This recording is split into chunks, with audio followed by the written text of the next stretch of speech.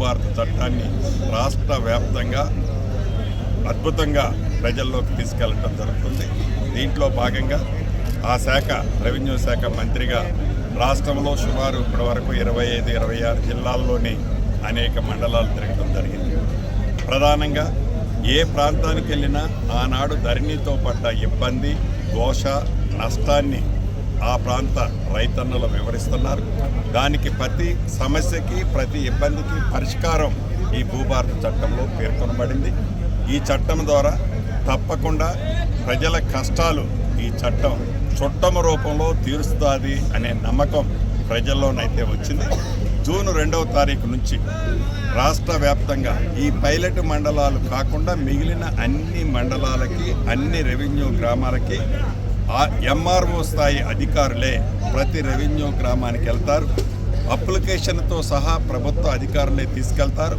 ఆ అప్లికేషన్లో అక్కడున్న ఆ రెవెన్యూ గ్రామంలోని రైతులు, భూములున్న ఆసాములు టిక్కు పెట్టి అప్లికేషన్ ఇస్తే చాలు. అప్లికేషన్ ఫీజు కానీ, ఏ ఆఫీస్ చుట్టూ కానీ ఏ రైతన్నా తిరగాల్సిన అవసరం లేకుండా ఈ భూ సమస్యలను శాశ్వతంగా ప్రతి సమస్యకి పరిష్కారం కనుగొనే విధంగా ఈ చట్టంలో పొందుపరిచిన అంశాల ద్వారా ఆ సమస్యలు అధికారులు పరిష్కరించే విధంగా ఈ చట్టాన్ని రూపొందించాం. కాబట్టి పూర్తి నమ్మకము, విశ్వాసంతో ప్రజలకి పూర్తిగా ఇది ఉపయోగపడుతుంది అనే నమ్మకంతో ఈనాడు ప్రభుత్వం ఈ చట్టం ప్రజల ముందుకు ఉంచడం జరిగింది.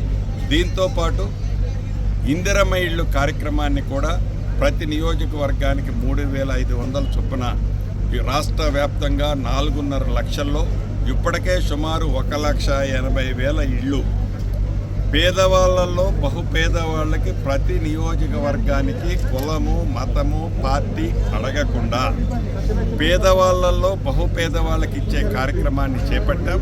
రాబోయే కొద్ది రోజుల్లో ఈ మొదటి విడత 4.5 లక్షలతో పాటు ఈ రాబోయే 4 సంవత్సరాల లోపున్న ఈ కాలంలో 20 లక్షల ఇళ్ళు ఈ 4.5తో కలిపి కట్టాలనే దిశగా ఈ ప్రభుత్వం గౌరవ ముఖ్యమంత్రి రేవంత్ రెడ్డి గారి నాయకత్వంలోని ఈ ఇందిరమ్మ ప్రభుత్వం పనిచేస్తుందని రాష్ట్ర ప్రజలకు తెలియజేస్తుంది.